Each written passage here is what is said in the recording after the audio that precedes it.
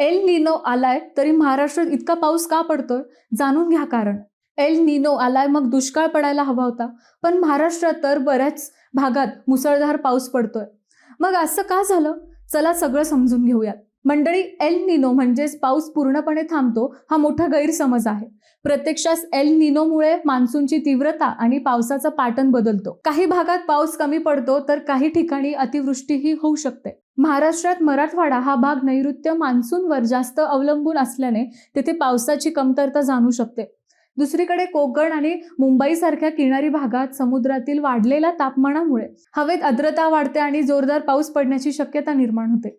यामुळे एकाच राज्यात वेगवेगळा हवामान अनुभवायला मिळतो. यंदा एल निनोची तीव्रता अधिक असल्याची चर्चा असून हवामानावर त्याचा परिणाम कसा होतो याकडे शास्त्रज्ञांचंही लक्ष आहे. यामुळे पुढील काही आठवडे हवामानात मोठे बदल दिसू शकतात. तसेच हवामान अंदाजासाठी अधिकृत हवामान विभागाच्या अंदाजावर लक्ष ठेवणे महत्त्वाचं ठरेल.